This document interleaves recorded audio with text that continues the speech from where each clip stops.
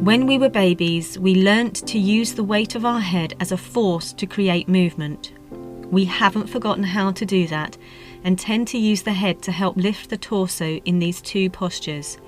Please try not to, as this only compresses the vertebra in the neck and you get no effective lift at all. Start by lying face down on your mat with your feet and legs hip width. Place the hands directly underneath the shoulders so that your forearms and elbows are no longer in contact with the mat. Keep the fingers spread and draw the elbows backwards and in towards the body, and they will pull the shoulder blades with them. If you keep your elbows moving in this direction, you will fix your shoulder blades. Now focus the mind on the sacrum, and without using your glutes, move your sacrum towards your heels so that you naturally lengthen your lumbar spine. Once it has moved, then you can wrap the glutes over the top of it to fix its position. Use your next inhalation to increase the length in your spine, and as you exhale, start to lift the chin, sternum and chest away from the floor, keeping the length in the spine and the glutes engaged throughout. Keep the breath even as you work this posture. Try not to be tempted to push through the hands. In fact, you want the torso to be able to support its own weight by using the muscles of the back and glutes. To check the torso can hold its own weight, lift your hands off of the mat to see whether or not your chest drops. Now replace the hands on the mat. Check the length at the back of the neck and that the shoulder blades are not trying to peer over the tops of the shoulders.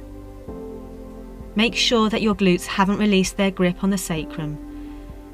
With your next exhalation, lower your chest back to the floor and rest the forehead on the backs of the hands. Cobra and Sphinx are back-bending postures, where the front end of the torso and head are lifted higher than the pelvis. This means that the weight from the front end of the posture is directed down into the pelvis, and if we're not careful, accumulates in the lower back. Remember, force is fodder for muscles, and in this instance the force is fodder for your glutes. They must draw the force into them and use it to help stabilize the pelvis and protect the lower back. The higher the lift at the front end of the posture, the more force is pushed through into the lower back, and therefore the more important it is for the glutes to engage with it. As you exhale, bring your hands back underneath your shoulders, drawing the elbows back and into the ribs to fix the position of your shoulder blades. Send your sacrum towards the heels and wrap the glutes over the top of it to pin it down.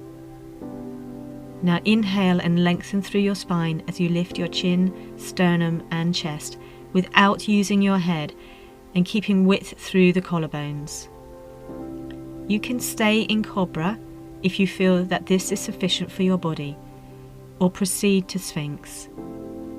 Now bring your elbows to a position directly underneath your shoulders, making sure that the elbows stay narrow and streamlined to the body. Your upper arm bone will be in a vertical line from the shoulder to the elbow, and the forearms extending in a straight line parallel to the sides of your mat. Spread through the fingers of the hands. You have already raised the height of the front end of the posture, so now use the glutes to pull the sacrum down towards the mat to draw the force away from the lumbar spine.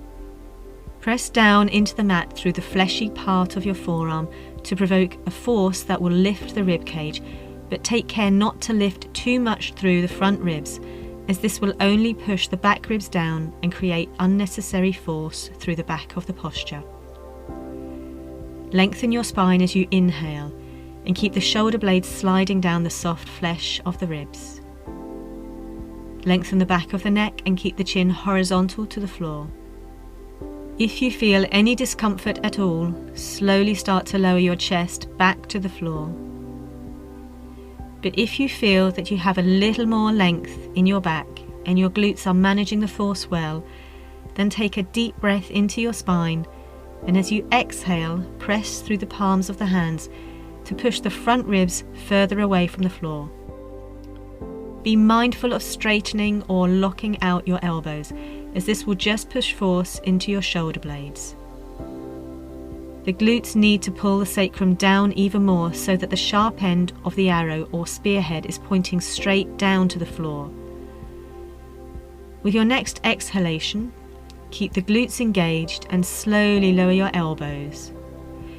Then move the hands back underneath the shoulders and lower your chest to the floor.